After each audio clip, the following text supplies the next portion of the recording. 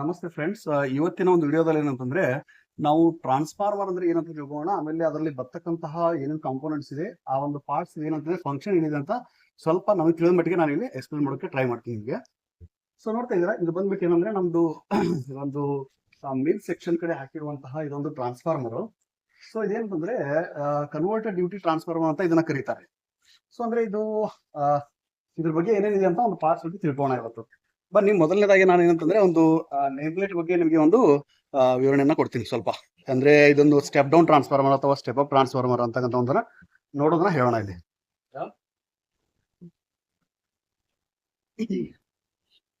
Okay, ಇದು ಬಂದ್ಬಿಟ್ಟು ಏನಂತಂದ್ರೆ ಪ್ರತಿಯೊಂದು ಟ್ರಾನ್ಸ್ಫಾರ್ಮರ್ ಅಲ್ಲಿ ಈ ತರ ಒಂದು ನೇಮ್ ಪ್ಲೇಟ್ ಕೊಟ್ಟಿರ್ತಾರೆ. ಸೊ ಈ ನೇಮ್ ಪ್ಲೇಟ್ ಅಲ್ಲಿ ನಾನು ಒಂದು ಸ್ವಲ್ಪ ಹೇಳ್ಬಿಡ್ತೀನಿ. ಅಂದ್ರೆ ಫಸ್ಟ್ ಅಂದ್ರೆ ಸ್ಟೆಪ್ ಅಪ್ ಯಾವ ಅರ್ಥ, ಆಮೇಲೆ ಇದು ನೋಡ್ತಿದ್ರೆ ಇಲ್ಲಿ ಒಂದು ರೇಟಿಂಗ್ ಒಂದು ಕಿವಿಯಲ್ಲಿ ಕೊಟ್ಟಿರ್ತಾರೆ. ಇದು ಬಂದ್ಬಿಟ್ಟು ಏನಂತಂದ್ರೆ ಒಂದು 2500 ಅಂದ್ರೆ ಈ ಒಂದು ಟ್ರಾನ್ಸ್ಫಾರ್ಮರ್ ಏನಂತಂದ್ರೆ ಎಷ್ಟು ಮೆಗಾವ್ಯಾಟ್ ವರೆಗೂ ಒಂದು ಲೋಡ್ ಅನ್ನ ಇಲ್ಲಿ ನಾವು ಹಾಕ್ಬೋದು ಅಂತ ಇಲ್ಲಿ ಕೊಟ್ಟಿರ್ತೀವಿ. ಇದಾದ್ಮೇಲೆ ನೋಡ್ತಿದ್ರಿ ಇಲ್ಲಿ ನಮ್ಗೆ ಏನ್ ಬಂದಿದ್ದು ಹೈಯರ್ ಸೈಡ್ ವೋಲ್ಟೇಜ್ ಅಂದ್ರೆ ಇನ್ಪುಟ್ ಒಂದು ಪವರ್ ಏನಿರುತ್ತಲ್ಲ ಇಲ್ಲಿ, ಇದು ಬಂದ್ಬಿಟ್ಟು 11 ಕೆವಿ ಅಂತ ಕೊಟ್ಟಿದ್ದಾನೆ ಇಲ್ಲಿ. ಇನ್ಪುಟ್ ಏನಂತಂದ್ರೆ 11 ಕೆವಿ ನಮಗೆ ಇದಕ್ಕೆ ಸಪ್ಲೈ ಕೊಡಬೇಕು. ಅದಾದ್ಮೇಲೆ ನಮಗೆ ಔಟ್ಪುಟ್ ಏನಿದೆಯಲ್ಲ 690 ವೋಲ್ಟೇಜ್ ವರೆಗೂ ನಮಗೆ ಇದು ಸೂಟೇಬಲ್ ಆಗಿ ನಮಗೆ ಸ್ಟೆಪ್ ಡೌನ್ ಮಾಡ್ಬಿಟ್ಟು ಇದು ಕೊಡುತ್ತೆ. ಸೊ ಇದು ಬಂದ್ಬಿಟ್ಟು ಏನಿದೆ ಇಲ್ಲಿ ನೋಡಿ, ಕನ್ವರ್ಟರ್ ಡ್ಯೂಟಿ ಟ್ರಾನ್ಸ್ಫಾರ್ಮರ್ ಅಂತ ಕೊಟ್ಟಿದ್ದಾರೆ. ಇದನ್ನ ನಮಗೆ ಈ ಒಂದು ಸೆಕ್ಷನ್ ಹಾಕ್ಬೇಕಂದ್ರೆ ಅಲ್ಲಿ ನಮಗೆ ಔಟ್ಪುಟ್ ಎಷ್ಟು ಬೇಕಾಗಿರುತ್ತೆ ಒಂದು equipment ಗೆ, ಅದಕ್ಕೆ ಸೂಟೇಬಲ್ ಆಗಿರೋ ತರ ಏನ್ ಮಾಡಿರ್ತಾರೆ ಇಲ್ಲಿ ಒಂದು ಟ್ರಾನ್ಸ್ಫಾರ್ಮರ್ ನಾವು ಪ್ರೊಕ್ಯೂರ್ ಮಾಡ್ಕೊಂಡು ಅದನ್ನ ಇನ್ಸ್ಟಾಲೇಷನ್ ಮಾಡಿರ್ತೀವಿ. ಸೊ ಇಲ್ಲಿ ಏನೇನು ಬರುತ್ತೆ ಈ ಒಂದು ಟ್ರಾನ್ಸ್ಫಾರ್ಮರ್ ಅಲ್ಲಿ, ಏನೇನು ಕಾಂಪೋನೆಂಟ್ಸ್ ಬರುತ್ತೆ ಅಂತಕ್ಕಂಥದನ್ನ. ಸೊ ಇಲ್ಲಿ ನೋಡ್ತಿದ್ದೀರಾ ಫ್ರೆಂಡ್ಸ್, ನೀವೆಲ್ಲ ನೋಡಿದ್ರಲ್ಲಿ ಇದೇನ್ ಬಂದ್ಬಿಟ್ಟು ಅಂದ್ರೆ ಇದೊಂದು ನಮ್ದು ಮೇನ್ ಆಯಿಲ್ ಟ್ಯಾಂಕ್ ಅಂತ. ಇದು ಬಂದ್ಬಿಟ್ಟು ಏನಂದ್ರೆ ಇದೊಂದು ಮೇನ್ ಆಯಿಲ್ ಟ್ಯಾಂಕ್. ಇಲ್ಲಿ ಎರಡು ಇದೆ, ಈಗ ತೋರಿಸ್ಬೇಕಂತ. ಸೊ ಎರಡು ಟ್ರಾನ್ಸ್ಫಾರ್ಮರ್ ಕೆಪಾಸಿಟಿ ಸೇಮ್ ಇದೆ. ಸೊ ಇದರಲ್ಲಿ ಒಂದು ಇಲ್ಲಿ ಈಸಿ ಆಗುತ್ತೆ ಅಂತಕ್ಕಂಥ ಒಂದು ಇದರಿಂದ ನಾನು ಇಲ್ಲಿ ಮಾಡ್ತಾ ಇದ್ದೀನಿ.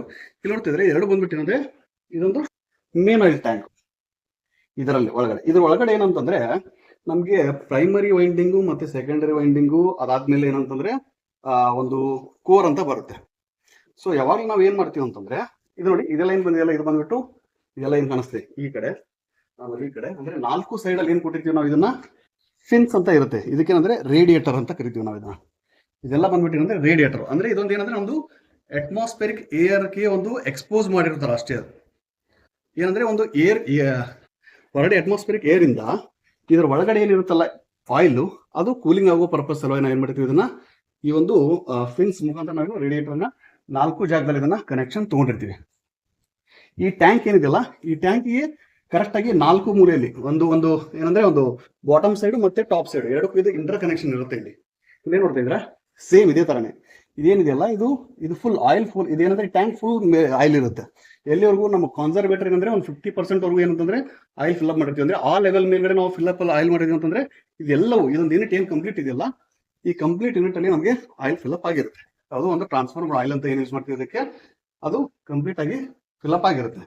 ಸೊ ಪ್ರತಿಯೊಂದ್ರಲ್ಲೂ ಈಗ ಏನಿಗೆ ಅಂದ್ರೆ ಒಂದು ಶೆಡ್ಯೂಲ್ ಕಂಡೀಷನ್ ಇದೆಯಲ್ಲ, ಈ ಶೆಡ್ಯೂಲ್ ಕಂಡೀಷನ್ ನೋಡ್ತಿರ್ಬೇಕಂದ್ರೆ ನೀವು ಆಯಿಲ್ ಏನಪ್ಪ ಅಂದ್ರೆ ಒಂದು ಆಲ್ಮೋಸ್ಟ್ ಅಂದ್ರೆ ಕೋಡ್ ಕಂಡೀಷನ್ ಇರುತ್ತೆ, ಪೂರ್ತಿಯಾಗಿ ಸೆಟಲ್ ಡೌನ್ ಆಗಿರುತ್ತೆ.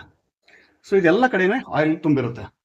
ಸೊ ಇದು ಬಂದ್ಬಿಟ್ಟು ಅಂದ್ರೆ ಒಂದು ರೇಡಿಯೇಟರ್ ಸೆಕ್ಷನ್, ಇದು ಬಂದ್ಬಿಟ್ಟು ಅಂದ್ರೆ ಮೇನ್ ಆಯಿಲ್ ಟ್ಯಾಂಕು. ಇದ್ರ ಒಳಗಡೆ ಪ್ರೈಮರಿ ವೈಂಡಿಂಗ್, ಸೆಕೆಂಡರಿ ವೈಂಡಿಂಗ್ ಮತ್ತೆ ಕೋರ್ ಇರುತ್ತೆ ಅಲ್ಲಿ. ಸೊ ಇವಾಗ ನಿಮ್ಗೆ ಪವರ್ ಕೇಬಲ್ ಯಾವ ಕಡೆ ಕನೆಕ್ಟ್ ಆಗಿರುತ್ತೆ ಅಲ್ಲಿ ನೋಡ್ತಾ ಇದ್ರ ಫ್ರೆಂಡ್ಸ್, ಅಲ್ಲಿ ಕೆಳಗಡೆ ಇಲ್ಲೇ ನೋಡ್ತಾ ಇದ್ರಲ್ಲ, ಇದು ಬಂದ್ಬಿಟ್ಟು ಏನಂತಂದ್ರೆ ಇದೊಂದು ಏನಂದ್ರೆ ಒಂದು ಇನ್ಪುಟ್ ಪವರ್ ಕೇಬಲ್. ಇದು ನೋಡ್ತಾ ಇದ್ರೆ ಇದು ಸೈಜ್ ಕೂಡ ಜಾಸ್ತಿ ಇರುತ್ತೆ. ಒಂದ್ ಕಡೆ ಇದನ್ನ ನಾವು ಇನ್ಲೆಟ್ ಆಗಿ ಅಂದ್ರೆ 11 ಕೆವಿ ಸಪ್ಲೈ ಅಂತ ತಗೋತೀವಲ್ಲ, ಈ ಒಂದು ಕೇಬಲ್ ಮುಖಾಂತರ ನಮಗೆ ಇಲ್ಲಿ 11 ಕೆವಿ ಸಪ್ಲೈ ಬಂದಿರುತ್ತೆ. ಇದು ಬಂದ್ಬಿಟ್ಟು ಏನಂದ್ರೆ ಅದು ಇನ್ಪುಟ್. ಇನ್ನು ಔಟ್ಪುಟ್ ತೋರಿಸ್ತೀನಿ ನಿಮಗೆ, ಬನ್ನಿ.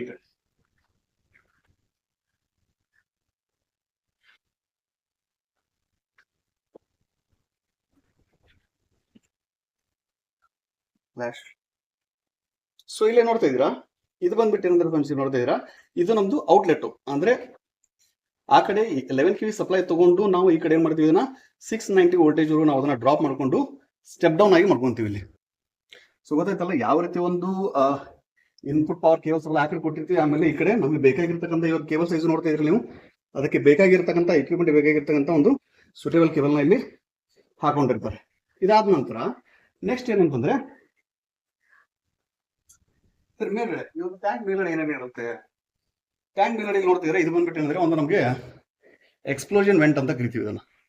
ಎಕ್ಸ್ಪ್ಲೋಷನ್ ವೆಂಟ್ ಅಂದ್ರೆ ಏನಾದರೂ ಬೈ ಚಾನ್ಸ್ ಆಗಿ ಕ್ರಿಟಿಕಲ್ ಕಂಡೀಷನ್ ಬಂದಾಗ ಈ ವಾಲ್ ನಾವು ಓಪನ್ ಮಾಡಬೇಕಾಗುತ್ತೆ ಮತ್ತು ಆಯಿಲ್ ಲೆವೆಲ್ನ ಡ್ರಾಪ್ ಮಾಡಿ ಒಂದು ಮೇಜರ್ ಆಗುವಂಥದ್ದನ್ನ ತಡೆಯೋದಕ್ಕೆ ನಾವು ಇದನ್ನ ಯೂಸ್ ಮಾಡ್ತೀವಿ. ಇದನ್ನೇಂತೀವಿ ಎಕ್ಸ್ಪ್ಲೋಷನ್ ವೆಂಟ್ ಅಂತ ಕರಿತೀವಿ. ಸೊ ಅದಾದ ನಂತರ ಇಲ್ಲೇನಿದೆಯಲ್ಲ ಫ್ರೆಂಡ್ಸ್, ಇಲ್ಲಿ ನೋಡ್ತಾ ಇದ್ದೀರಾ, ಇದು ಬಂದು ಏನಂತಂದ್ರೆ ನಮ್ದು ಆಫ್ ಲೋಡ್ ಏನಂತಂದ್ರೆ ಒಂದು ಟ್ಯಾಪ್ ಚೇಂಜರ್ ಅಂತ ಕರಿತೀವಿ. ಆಫ್ ಲೋಡು ಟ್ಯಾಪ್ ಚೇಂಜರ್ ಅಂತ ಕರಿತೀವಿ. ಅಂದ್ರೆ ನಾವು ಯಾವಾಗಲೂ ಇದನ್ನ ಏನಾದರೂ ನಮಗೆ ಬೇಕಾಗಿರ್ತಕ್ಕಂಥ ವೋಲ್ಟೇಜು ಒಂದೊಂದ್ಸತಿ ಜಾಸ್ತಿ ಬಂದಿರುತ್ತೆ, ಒಂದ್ಸತಿ ಕಡಿಮೆ ಬಂದಿರುತ್ತೆ. ಆ ಎಕ್ವಿಪ್ಮೆಂಟ್ಗೆ ಬೇಕಾಗಿರ್ತಕ್ಕಂತಹ ಒಂದು ವೋಲ್ಟೇಜನ್ನ ನಾವು ಸ್ಟೇಬಲ್ ಆಗಿ ಮಾಡ್ಬೇಕಂತಂದ್ರೆ ಈ ಒಂದು ಟ್ಯಾಪ್ ಚೇಂಜರ್ ಮುಖಾಂತರ ನಾವು ಅದನ್ನ ಸ್ಟೇಬಲ್ ಆಗಿ ಮಾಡ್ಕೋಬಹುದಾಗುತ್ತೆ. ಇದನ್ನ ಮಾಡಬೇಕು ಅಂತಂದ್ರೆ ನಾವು ಇದನ್ನ ಮೊದಲು ಈ ಒಂದು ಇನ್ಪುಟ್ ಸಪ್ಲೈನ ನಾವು ಆಫ್ ಇಡಬೇಕಾಗುತ್ತೆ. ಇಲ್ಲಿ ಅಂದ್ರೆ ಇದು ಆಫ್ ಲೋಡ್ ಟ್ಯಾಪ್ ಚೇಂಜರ್ ಅಂತಾನೆ ಕರಿತೀವಿ. ಇನ್ನು ಕೆಲವೊಂದು ದೊಡ್ಡದಲ್ಲಿ ಇರುತ್ತೆ, ಏನು ಮಾಡ್ತೀವಿ, ಅದರಲ್ಲಿ ಆನ್ಲೈನ್ ಟ್ಯಾಪ್ ಚೇಂಜರ್ ಕೂಡ ಕೊಟ್ಟಿರ್ತಾರೆ. ನೆಕ್ಸ್ಟ್ ಇಲ್ಲಿ ನೋಡ್ತಾ ಇದ್ದೀರಾ ನೋಡಿ ಫ್ರೆಂಡ್ಸ್, ಇದೆಲ್ಲ ಏನಿದೆಲ್ಲ ಇದೊಂದು ಇದು ಬಂದ್ಬಿಟ್ಟು ಅಂದ್ರೆ ಒಂದು ಬುಷಿಂಗ್ ಅಂತ ಕರಿತೀವಿ. ಅರ್ತ್ ಬುಷಿಂಗ್ ಅಂತ ಕರಿತೀವಿ ಇದನ್ನ. ಯಾವುದೇ ರೀತಿಯಾದಂತಹ ಒಂದು ವೋಲ್ಟೇಜ್ ಎಲ್ಲಿ ನಮಗೆ ಒಂದು ಅರ್ಥಿಂಗ್ ಆಗಬೇಕು ಸಲುವಾಗಿ ನಮ್ಗೆ ಕೊಟ್ಟಿದೆ. ಅಂದ್ರೆ ಮೇಜರ್ ಯಾವುದೇ ರೀತಿಯಾದಂತಹ ಒಂದು ಫಾಲ್ಟ್ ಬರದೇ ಇರಲಿ ಅಂತಕ್ಕಂಥ ಒಂದು ಸೇಫ್ಟಿ ಸಲುವಾಗಿ ಏನಂತಂದ್ರೆ ಇದನ್ನ ಅರ್ತ್ ಬುಷಿಂಗ್ ಅಂತ ಕರಿತೀವಿ ಇದನ್ನ. ಸೊ ಇದಾದ್ಮೇಲೆ ಇಲ್ಲಿ ನೋಡ್ತಾ ಇದೀರಲ್ಲ, ಇದು ಬಂದ್ಬಿಟ್ಟು ಏನಂತಂದ್ರೆ ನಮ್ದು ಪ್ರೆಷರ್ ರಿಲೀಫ್ ವಾಲ್ವ್. ಏನಾದ್ರೂ ಬೈ ಚಾನ್ಸ್ ಆಗಿ ನಮಗೆ ಲೋಡ್ ಜಾಸ್ತಿ ಆದಾಗ ಈ ಒಂದು ಟ್ರಾನ್ಸ್ಫಾರ್ಮರ್ ಮೇಲೆ ಅದನ್ನ ಅಲ್ಲಿರ್ತಕ್ಕಂಥ ಒಂದು ಎಕ್ಸೆಸ್ ಪ್ರೆಷರ್ ನ ರಿಲೀಸ್ ಮಾಡೋ ಸಲುವಾಗಿ ಏನಂತಂದ್ರೆ ಒಂದು ಇದನ್ನ ಪ್ರೆಷರ್ ರಿಲೀಫ್ ವಾಲ್ವ್ ತಗೊಂಡಿರ್ತೀವಿ. ಸೊ ಇದು ಬಂದ್ಬಿಟ್ಟು ಏನಂತಂದ್ರೆ ಫ್ರೆಂಡ್ಸ್, ನೋಡ್ತಾ ಇದ್ರಲ್ಲಿ ಈ ಒಂದೇನ್ ಟ್ಯಾಂಕ್ ಕಾಣಿಸ್ತಾ ಇದೆಯಲ್ಲ ಮೇಲ್ಗಡೆ, ಇದನ್ನ ನಾವೇನಂತ ಕರಿತೀವಿ, ಕನ್ಸರ್ವೇಟೆಡ್ ಟ್ಯಾಂಕ್ ಅಂತ ಕರಿತೀವಿ ನಾವು. ಕನ್ಸರ್ವೇಟೆಡ್ ಟ್ಯಾಂಕ್ ಅಂತ ಕರಿತೀವಿ ಇದನ್ನ. ಸೊ ಇದನ್ನ ಇದ್ರೊಳಗಡೆ ಏನಂತಂದ್ರೆ ಅಪ್ ಟು 50% ವರೆಗೂ ಏನಂತಂದ್ರೆ ನಾವು ಆಯಿಲ್ ಅನ್ನ ಒಂದು ಫಿಲ್ ಮಾಡ್ಕೊಂಡು ಇಟ್ಕೊಂಡಿರ್ತೀವಿ. ಸೊ ಅಲ್ಲಿ ನೋಡ್ತಾ ಇದ್ದೀರಾ, ಅದು ಏನಿದೆಯಲ್ಲ ಅದು ಬಂದ್ಬಿಟ್ಟು ಏನಂತಂದ್ರೆ ಮಧ್ಯದಲ್ಲಿದೆ ಎರಡು ವಾಲ್ ಮಧ್ಯಗಳೇನಿದೆಯಲ್ಲ ಅದು ಬಂದ್ಬಿಟ್ಟು ಬಕ್ಹೋಲ್ಡ್ ರಿಲೇ ಅಂತ ಕರಿತೀವಿ ಅದನ್ನ. ಬಕ್ಹೋಲ್ಡ್ ರಿಲೇ ಅಂತ ಕರಿತೀವಿ. ಅದು ಏನಂದ್ರೆ ಒಂದು ಪ್ರೊಟೆಕ್ಷನ್ ಡಿವೈಸ್ ತರ ವರ್ಕ್ ಆಗುತ್ತೆ. ಇಲ್ಲಿ ಈ ಒಂದು ಟ್ರಾನ್ಸ್ಫಾರ್ಮರ್ಗೆ ಪ್ರೊಟೆಕ್ಷನ್ ಡಿವೈಸ್ ತರ ಆಕ್ಟ್ ಆಗುತ್ತೆ ಅದ್ರ. ಸೊ ಅದ್ರ ಬಗ್ಗೆ ಏನಂದ್ರೆ ಒಂದು ಸೆಪರೇಟ್ ವಿಡಿಯೋನೇ ಮಾಡೋಣ ಮತ್ತೆ. ಸೊ ಅದ್ರ ಬಗ್ಗೆ ನಾನು ಇವಾಗ ಜಸ್ಟ್ ಒಂದು ಪ್ರೊಟೆಕ್ಷನ್ ಡಿವೈಸ್ ತರ ಇದನ್ನ ಆಕ್ಟ್ ಮಾಡ್ತಾರೆ ಅಂತ ಇಲ್ಲೊಂದು ನಿಮ್ಗೆ ತೋರಿಸ್ಕೊಟ್ಟಿರ್ತೀನಿ. ಇದನ್ನ ಹೆಸರೇನಿದ್ದು ಬಕ್ಹೋಲ್ಡ್ ರಿಲೇ ಅಂತ ಕರೀತಾರೆ ಇದನ್ನ. ಸೊ ಮತ್ತೆ ಏನು ಉಳಿತು ಇದರಲ್ಲಿ ಸ್ವಲ್ಪ ಆ ಕಡೆ ಈ ಒಂದು ಕನ್ಸರ್ವೇಟೆಡ್ ಟ್ಯಾಂಕ್ ಬಗ್ಗೆ ಹೇಳ್ಬೇಕಂತಂದ್ರೆ ಇದನ್ನ 50% ಏನಂದ್ರೆ ಒಂದು ಸ್ಪೇಸ್ ಅನ್ನ ಬಿಟ್ಟಿರ್ತೀವಿ. 50% ಅಪ್ ಟು 50% ವರೆಗೆ ಇರುತ್ತೆ ಒಂದು ಆಯಿಲ್ ಲೆವೆಲ್ ಅನ್ನು ಆಯಿಲ್ ಫಿಲ್ ಅಪ್ ಮಾಡ್ಕೊಂಡಿರ್ತೀವಿ. ಸೊ ಏನಕ್ಕಂತಂದ್ರೆ ಈ ಒಂದು ಟ್ರಾನ್ಸ್ಫಾರ್ಮರ್ ಒಳಗಡೆ ಇರ್ತಕ್ಕಂತಹ ಒಂದು ನಾವು ಪ್ರೈಮರಿ ವೈಂಡಿಂಗ್ ಮೇಲೆ ಮತ್ತೆ ಲೋಡ್ ಹಾಕಬೇಕು ಅಂತಂದ್ರೆ ಇದರಲ್ಲಿ ಏನು 50% ಸ್ಪೇಸ್ ಏನು ಕೊಟ್ಟಿರ್ತೀವಲ್ಲ, ಆ ಲೋಡ್ ಹಾಕಿದ ಮೇಲೆ ಏನಾಗುತ್ತೆ, ನಮ್ದು ಆಯಿಲ್ ಟೆಂಪರೇಚರ್ ರೈಸ್ ಆಗ್ತಾ ಹೋಗುತ್ತೆ. ಆ ಆಯಿಲ್ ಟೆಂಪರೇಚರ್ ರೈಸ್ ಆಗ್ತಾ ಹೋದಾಗ ಏನಾಗುತ್ತೆ ಅಂತಂದ್ರೆ ಇಲ್ಲಿರ್ತಕ್ಕಂಥ ಆಯಿಲ್ ಏನಾಗುತ್ತೆ, ಆ ಒಂದು ಎಕ್ಸ್ಪೆನ್ಷನ್ ಮೂವ್ಮೆಂಟ್ ಏನಿರುತ್ತಲ್ಲ, ಆ ಎಕ್ಸ್ಪೆನ್ಷನ್ ಮೂವ್ಮೆಂಟ್ ಅನ್ನು ನಮಗೆ ತಗೊಳ್ಳೋಕೆ ಆ ಒಂದು 50% ನಮಗೆ ಇಲ್ಲಿ ಸ್ಪೇಸ್ ಅನ್ನ ಇಟ್ಟಿರ್ತಾರೆ. ಸೊ ಇಲ್ಲಿ ಯಾವುದೇ ರೀತಿಯಾದಂಥ ಒಂದು ಪಂಪ್ ಅನ್ನ ಇಲ್ಲಿ ಯೂಸ್ ಮಾಡೋದಿಲ್ಲ. ಏನಂದ್ರೆ ಬೈ ನ್ಯಾಚುರಲ್ ಆಗಿ ಏನಂತಂದ್ರೆ ಒಂದು ಲೋಡ್ ಮೇಲೆ depending upon the load on the transformer ಏನಾಗುತ್ತೆ, ಅಲ್ಲಿ ನಮಗೆ ಒಂದು ಟೆಂಪರೇಚರ್ ರೈಸ್ ಆಗ್ತಾ ಹೋಗುತ್ತೆ, oil temperature. So oil temperature rice ಆದಾಗ ಏನಾಗುತ್ತೆ ಅಂದ್ರೆ ಈ ಒಂದು ನೋಡಿ ಈ ಒಂದು ಟ್ಯಾಂಕ್ ಒಳಗೆ ಇರ್ತಕ್ಕಂಥ ಆಯಿಲ್ ಟೆಂಪರೇಚರ್ ರೈಸ್ ಆಗ್ತಾ ಹೋದಾಗ ಅಂದ್ರೆ ಲೋಡ್ ಜಾಸ್ತಿ ಹೋದಾಗ ಅಲ್ಲಿ ಆಯಿಲ್ ಟೆಂಪರೇಚರ್ ರೈಸ್ ಆಗ್ತಾ ಹೋಗುತ್ತೆ. ಈ ಒಂದು ಫಿನ್ಸ್ ಮುಖಾಂತರ ಒಂದು ಟೆಂಪರೇಚರ್ ಡ್ರಾಪ್ ಆಗ್ತಾ ಬರುತ್ತೆ ನಮಗೆ. ಮತ್ತೆ ಈ ಕಡೆಯಿಂದ ನೋಡಿ ಒಂದು ಹೈಯರ್ ಟೆಂಪರೇಚರ್ ಆಯಿಲ್ ಏನಿರುತ್ತೆ ಒಂದು ಮೇಲ್ಗಡೆ ಬರ್ತಾ ಇರುತ್ತೆ, ಲೋವರ್ ಟೆಂಪರೇಚರ್ ಆಯಿಲ್ ಏನ್ ಮಾಡ್ತಾ ಇರುತ್ತೆ, ಕೆಳಗಡೆ ಹೋಗ್ತಾ ಇರುತ್ತೆ. ಸೊ ಇದು ಹೆಂಗಂದ್ರೆ ಒಂದು due to the density difference in temperature ಆ ಒಂದು ಏನಂದ್ರೆ ಒಂದು ನ್ಯಾಚುರಲ್ ಸರ್ಕ್ಯುಲೇಷನ್ ಅಂತಾನೆ ಹೇಳ್ಬೋದು. ನಮ್ಮ ಬಾಯ್ಲರ್ ಯಾವ ರೀತಿ ಒಂದು ಏನಂದ್ರೆ ಒಂದು ಹಾಟ್ ವಾಟರ್ ಏನಪ್ಪ ಅಂದ್ರೆ ಮೇಲೆ ಹೋಗ್ತಾ ಇರುತ್ತೆ, ಕೋಲ್ಡ್ ವಾಟರ್ ಡೌನ್ ಆಗ್ತಾ ಇರುತ್ತೆ, ಡೌನ್ ಮುಖಾಂತರ ಅದೇ ಒಂದು ಸೇಮ್ ಕಾನ್ಸೆಪ್ಟ್ ಏನಂತಂದ್ರೆ ಇಲ್ಲಿ. ಬಟ್ ಅಂದ್ರೆ ಅಲ್ಲಿ ಕಂಟಿನ್ಯೂಸ್ ಆಗಿ ನಾವು ವಾಟರ್ ಫಿಲ್ ಮಾಡ್ತಾ ಇದ್ದೆ, ಅದೊಂದು ಬೇರೆ ಕಾನ್ಸೆಪ್ಟ್. ಇಲ್ಲಿ ಏನಂತಂದ್ರೆ ಇಲ್ಲಿ ಒಂದು ಫಿಕ್ಸ್ಡ್ ಅಮೌಂಟ್ ಆಫ್ ಆಯಿಲ್ ಇರುತ್ತೆ ಅಷ್ಟೇ ಇಲ್ಲಿ. ಸೊ ಇದ್ರಲ್ಲಿ ಏನಾಗುತ್ತೆ, ಟೆಂಪರೇಚರ್ ರೈಸ್ ಆಗ್ತಾ ಹೋದಾಗ ಇದರಲ್ಲಿ ಇರ್ತಕ್ಕಂತಹ ಒಂದು ಆಯಿಲ್ ಏನ್ ಮಾಡುತ್ತೆ, ರೈಸ್ ಆಗ್ತಾ ಬರುತ್ತೆ. ಹಾಗೆ ಇಲ್ಲಿ ಬಂದಾಗ ಇಲ್ಲಿ ಮುಖಾಂತರ ಇಲ್ಲಿ ನೋಡಿ ಇಲ್ಲಿ ನಮ್ದು ಅಟ್ಮಾಸ್ಫಿಯರ್ ಏರ್ಗೆ ಇದೊಂದು ಎಕ್ಸ್ಪೋಸ್ ಮಾಡಿರ್ತೀವಿ. ಇಲ್ಲಿ ಪ್ರತಿಯೊಂದು ಫಿನ್ಸ್ ಅಲ್ಲಿ ಏನಾಗುತ್ತೆ ಅಂದ್ರೆ ಒಂದು ಗಾಳಿಯ ಮುಖಾಂತರ ಏನಂದ್ರೆ ನಮ್ಗೆ ಟೆಂಪರೇಚರ್ ಡ್ರಾಪ್ ಆಗ್ಬಿಟ್ಟು ಮತ್ತೆ ಈ ಒಂದು ಕೋಡ್ ಆಯಿಲ್ ಏನಾಗುತ್ತೆ ಇಲ್ಲಿ ಇದ್ರ ಮುಖಾಂತರ ಮತ್ತೆ ನಮ್ಗೆ ಒಳಗಡೆ ಹೋಗುತ್ತೆ. ಸೊ ಗೊತ್ತಾಯ್ತಲ್ಲ ಯಾವ ರೀತಿ ಒಂದು ವರ್ಕ್ ಆಗುತ್ತೆ ಅಂತ. ಮತ್ತೆ ಏನು ನೋಡಿತ್ತಂದ್ರೆ ಇಲ್ಲಿ ನೋಡಿ, ಸೊ ಈ ಕಡೆ ನೋಡಿ ಆ ಕಡೆ ಸ್ಪೇಸ್ ಇಲ್ಲ, ಸೊ ಅದಕ್ಕೆ ನೀವು ಇಲ್ಲಿ ತೋರಿಸ್ತಾ ಇದೀನಿ. ಇದೇನು ಬಂದಿಲ್ಲ, ಇದನ್ನ ಹೇಳಿದ್ನಲ್ಲ, ಇದೊಂದು ಕಾನ್ಸರ್ವೇಟರ್ ಟ್ಯಾಂಕ್. ಇದು ಈ ಕಾನ್ಸರ್ವೇಟರ್ ಟ್ಯಾಂಕ್ ಅಲ್ಲಿ ಮೇಲೆ ಒಂದು ಏನ್ ಕೊಟ್ಟಿದ್ದಾನೆ, ಒಂದು ವೆಂಟ್ ಕೊಟ್ಟಿದ್ದಾನೆ ನೋಡಿ. ಇಲ್ಲೇನಿದೆಯಲ್ಲ ಇಲ್ಲಿ ನೋಡ್ತಾ ಇದ್ರ, ಇದು ಬಂದ್ಬಿಟ್ಟು ಇದೇನಂದ್ರೆ ಒಂದು ನಮಗೆ ಬ್ರೀದರ್ ಅಂತ ಕರಿತೀವಿ ಇದನ್ನ. ಏನಂತ ಕರಿತೀವಿ ಇದನ್ನ? ಬ್ರೀದರ್ ಅಂತ ಕರಿತೀವಿ. ಸೊ ಬ್ರೀದರ್ ಕೆಲಸ ಏನು ಅಂತಂದ್ರೆ ಕೇಳಿ. ಸೊ ಬ್ರೀದರ್ ಕೆಲಸ ಏನಂತಂದ್ರೆ ಈಗ ನೋಡ್ತಾ ಇದೀರಿ ನೀವು, ಇದ್ರ ಒಳಗಡೆ ಒಂದು ಬ್ಲೂ ಕಲರ್ ಇರತಕ್ಕಂಥದ್ದು ಏನಪ್ಪಾ ಅಂತಂದ್ರೆ ಒಂದು ಸಿಲಿಕಾ ಜೆಲ್ ಅಂತ ಯೂಸ್ ಮಾಡ್ತೀವಿ ಅದರಲ್ಲಿ. ಸೊ ಸಿಲಿಕಾ ಜೆಲ್ ಏನಕ್ಕೆ ಯೂಸ್ ಮಾಡ್ತೀವಿ ಅಂತಂದ್ರೆ ಇದರ ಮೇನ್ ಪ್ರಾಪರ್ಟಿ ಏನಂತಂದ್ರೆ ಒಂದು ಇಟ್ ಅಬ್ಸಾರ್ಬ್ಸ್ ದ ಮಾಯಿಶ್ಚರ್ ಅನ್ನ ಒಂದು ತೆಗೆದುಕೊಳ್ಳುವಂತ ಒಂದು ಏನಂದ್ರೆ ಇದೊಂದು ಸಿಲಿಕಾ ಜೆಲ್ ಅಂತ ಯೂಸ್ ಮಾಡ್ತೀವಿ. ಯಾಕಂದ್ರೆ ಈ ಒಂದು ಟ್ರಾನ್ಸ್ಫಾರ್ಮರ್ಗೆ ನಮಗೆ ಪ್ಯೂರ್ಲಿ ಡ್ರೈ ಇರಬೇಕು, ಯಾವುದೇ ರೀತಿಯಾದಂತಹ ಮಾಯಿಶ್ಚರ್ ಕಂಟೆಂಟ್ ಇಲ್ಲಿ ನಮಗೆ ನಡೆಯೋದಿಲ್ಲ ಒಳಗಡೆ. ನೋಡ್ತಾ ಇರಲಿ, ಇದು ಯಾವ ರೀತಿ ಅಂದ್ರೆ ಇಲ್ಲಿ ಒಂದು ಕೆಳಗಡೆ ಒಂದು ಇದು ಕೊಟ್ಟಿದ್ದಾರೆ, ಒಂದು ಅಂತಾರಲ್ಲ ಒಂದು ಬೌಲ್ ಕೊಟ್ಟಿದ್ದಾರೆ. ಇಲ್ಲಿ ಇದ್ರೊಳಗಡೆ ಒಂದು ಸ್ವಲ್ಪ ಆಯಿಲ್ ಇಟ್ಟಿದ್ದಾರೆ. ಅದಾದ ನಂತರ ಇದ್ರ ಒಳಗಡೆ ಏನಂತಾರೆ ಒಂದು ಫಿಲ್ಟರ್ ಬರುತ್ತೆ ಇದರಲ್ಲಿ. ಸೊ ಇಲ್ಲಿ ನೋಡ್ತೀರಿ ಫ್ರೆಂಡ್ಸ್, ಇಲ್ಲಿ ಸ್ವಲ್ಪ ಅವನೇ ನೋಡಿ, ಇಲ್ಲಿಂದ ಈಗ ಹೊರಗಡೆ ಏನಿದೆಯಲ್ಲ ಏರು, ಈ ಹೊರಗಡೆ ಇರತಕ್ಕಂಥ ಏರು ಇಲ್ಲಿಂದ ಇನ್ಲೆಟ್ ಆಗುತ್ತೆ. ಇಲ್ಲಿಂದ ಇನ್ಲೆಟ್ ಆಗಿ ನಮಗೆ ಮತ್ತೆ ವಾಪಸ್ ಏನು ಬರುತ್ತೆ, ಈ ಆಯಿಲ್ ಮೇಲೆ ಬಿದ್ದು ಮತ್ತೆ ಫಿಲ್ಟರ್ ಮುಖಾಂತರ ಒಳಗಡೆ ಹೋಗುತ್ತೆ. ಓಕೆನಾ? ಸೊ ಏನಕ್ಕೆ ಈ ಒಂದು ಆಯಿಲ್ ಅನ್ನ ಇಲ್ಲಿ ಬಳಸಿರ್ತಾನಂತಂದ್ರೆ, ಅಕಸ್ಮಾತ್ ಆಗಿ ನಮ್ಮ ಅಟ್ಮಾಸ್ಫಿಯರಿಕ್ ಏರ್ ಅಲ್ಲಿ ಕಂಟಾಮಿನೇಷನ್ ಇದ್ದೇ ಇರುತ್ತೆ.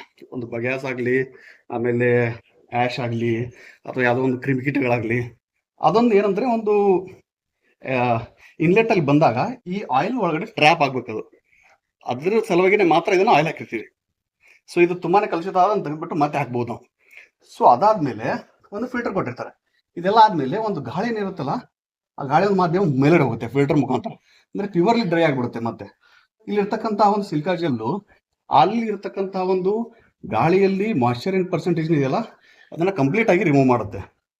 ಸೊ ಇದೇನಾಗುತ್ತೆ, ಏರ್ ಏನ್ ಮಾಡುತ್ತೆ, ಅವಾಗ ನಮಗೆ ಆ ಒಂದು ಇದರಲ್ಲಿ ಎಂಟರ್ ಆಗುತ್ತೆ, ಕಾನ್ಸರ್ವೇಟೆಡ್ ಟ್ಯಾಂಕ್ ಅಲ್ಲಿ ಎಂಟ್ರಿ ಕೊಡುತ್ತೆ.